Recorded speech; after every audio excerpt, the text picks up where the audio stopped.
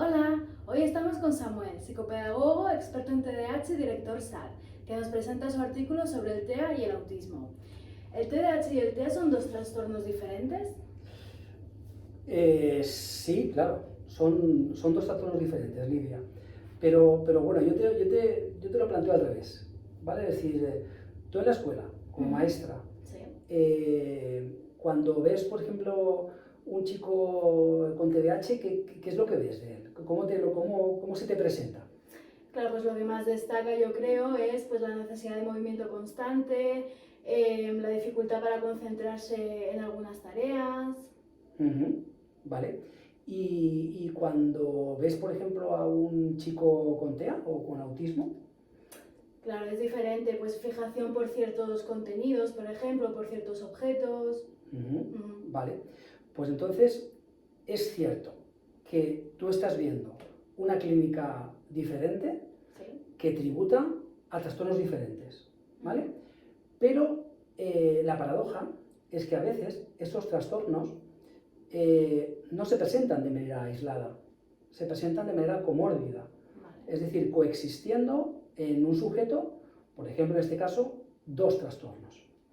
En ese punto hay que establecer un buen diagnóstico, porque básicamente el diagnóstico puede ser un diagnóstico diferencial, que lógicamente, ¿no? Como tú has dicho, ¿no? En que la parte nuclear del TDAH sea la gestión del movimiento y la gestión de la focalización de la atención, y en la otra parte de ese diagnóstico diferencial tenemos al autismo o el TEA, en que lo nuclear seguramente será la cuestión de la interacción social al otro. Claro. Entonces, aun siendo trastornos diferentes, existen en algunos casos las posibilidades comórbidas, ¿no? En las cuales hay un sujeto o una persona que están conviviendo dos condiciones, ¿vale? Por una parte la del TEA y por otra parte la del TDAH. Vale. ¿Y cómo definirías exactamente ese concepto de comorbilidad? La comorbilidad, pues bueno, a veces los trastornos mentales no están tan sectorizados, ¿no? No es aquí empieza un trastorno, aquí acaba otro, aquí empieza uno, aquí acaba otro. A veces las líneas diagnósticas, ¿vale? Es decir, son un poco difusas. Yeah. En el caso que estamos hablando del TDAH y del TEA, existen elementos, pueden existir elementos en común. Lo que yo pongo de manifiesto en el artículo es que los elementos en común que yo creo que existen, bueno, son dos. Uno que es obvio, y es que ambos son un trastorno del neurodesarrollo, ambos lo son, pero en los casos de comorbilidad creo que la función ejecutiva presenta un nivel de disfunción al que tenemos que prestar atención. Entonces, un poco lo que yo pongo en juego, ¿no? Cuando escribo el artículo, básicamente es un cuidado, es un alerta, ¿vale? Claro. Es decir, estos chicos y chicas, ¿no? Que están padeciendo estos trastornos tienen... en lo nuclear hay cuestiones distintas, ¿vale? Pero también hay cuestiones en común que debemos tener en cuenta. Vale. Y según tu experiencia, ¿cuáles crees que son las diferencias principales entre el TDAH y el TEA? Bueno, la diferencia principal desde el punto de vista del diagnóstico diferencial, pienso que un chico con TDAH realmente sin nada comórbido, es verdad que la interacción social se puede venir afectada, ¿no? Sobre todo en la cuestión de los chicos con TDAH con predominio hiperactivo impulsivo. La relación social puede venir matizada porque no controlan sus impulsos, ¿no? Y entonces eso realmente los puede penalizar, ¿no? a nivel social. Por ejemplo, tú cuando estás en el cole, ¿no? Con estos chicos, o están en el patio jugando, ¿tú qué cosas crees que le puede pasar a un chico con TDAH? Claro, que muchas veces tiene un juego diferente al del resto de su grupo clase.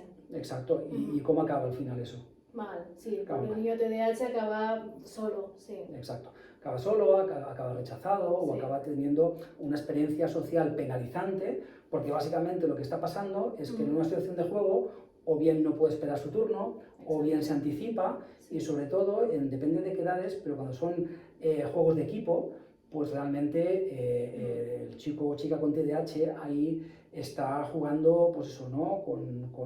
En inferioridad en relación al resto, ¿vale? Porque justamente el problema que tiene de base es la dificultad para inhibir y para programar su conducta de alguna manera. Por tanto, en relación al TDAH, yo me esperaría esa experiencia social penalizante derivada de la gestión del impulso.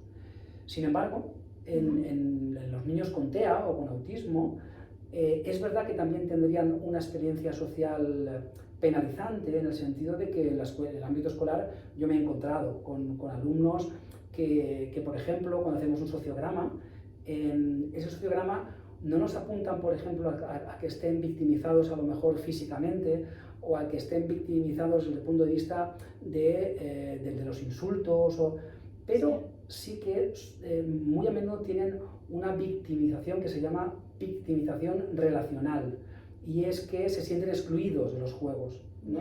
No los dejan participar, no cuentan con ellos, entonces, bueno, pues eso lo empieza a penalizar.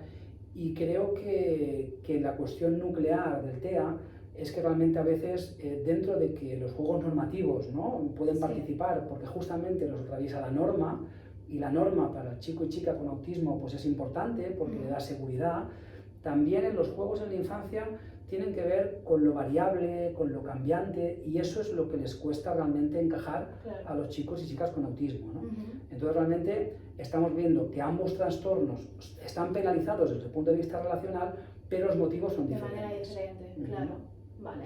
Hablábamos de las diferencias. ¿Cuáles crees que son las similitudes entre los dos trastornos? Bien. La similitud básicamente pasa, si hablamos desde un punto de vista neuropsicológico o neuroanatómico, las similitudes, sobre todo en los casos de comorbilidad y en otros, bueno, yo diría que están en la cuestión del lóbulo frontal, ¿vale? Y en la función que se le presupone al lóbulo frontal. Esta función que tiene que ver del lóbulo frontal, que tiene que ver justamente con la función ejecutiva, con esa capacidad de organizar, planificar, secuenciar la conducta dirigida a metas, inhibir el impulso, ¿no?, cuando hay que inhibirlo, reorganizar la información para hacer un plan nuevo.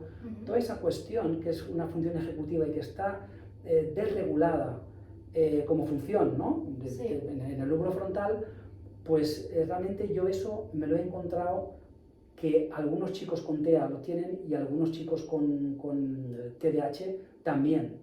Entonces, dentro de que una disfunción ejecutiva puede estar en el TDAH, tampoco le es exclusivamente propia esa cuestión ejecutiva, puesto que la disfunción ejecutiva también puede estar en el marco de otros trastornos, ¿no? Claro. Entonces, en este caso, considero que la disfunción ejecutiva a menudo también está disfuncionada en los casos con TEA.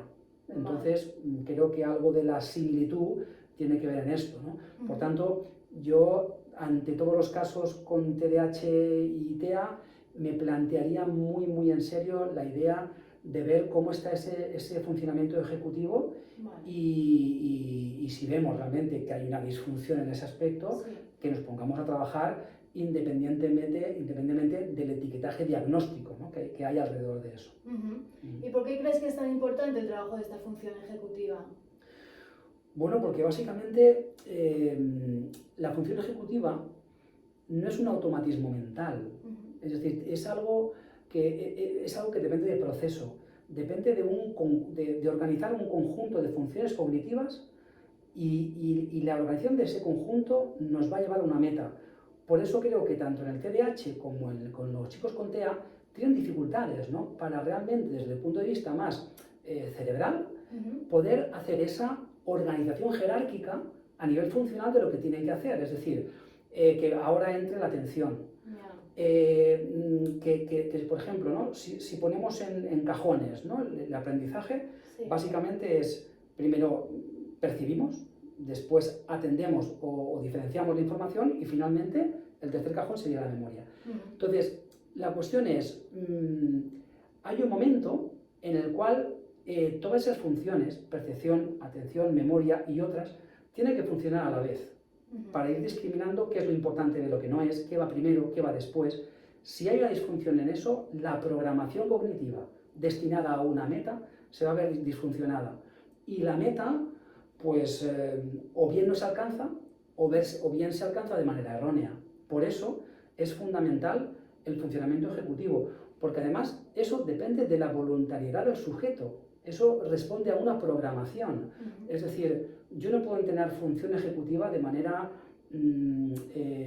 automática y esperar que automáticamente salga, porque es como consecuencia de un proceso. Cuando hablamos de la terapéutica con el TDAH o con el autismo, muchas veces estamos hablando de cómo ellos tienen que programar su conducta destinada... Requiere un trabajo previo. Exacto, de un trabajo previo, y cuando están en situación de resolver el conflicto, que puedan recurrir a esos pasos, ¿no? Sí. Paro, escucho, miro, pienso, actúo. Esos tiempos lógicos que se borran en el TDAH por la impulsividad, ¿vale? Porque básicamente es un estoy viendo y actúo, ¿vale? Claro. Todo esto que se obvia luego lleva a conflictos, ¿no? Y en el caso del TEA, pues bueno, muchas veces el TEA es interrumpido porque hay cuestiones de la información social que le están llegando a medias o que no le están llegando a bien, por tanto no pueden tener una percepción redonda, ¿vale?, de lo que está pasando. Entonces a veces se polarizan en ciertas partes de la información y cuando tienen que integrarla en forma de solución ejecutiva, pues no pueden. Perfecto, pues muchísimas gracias.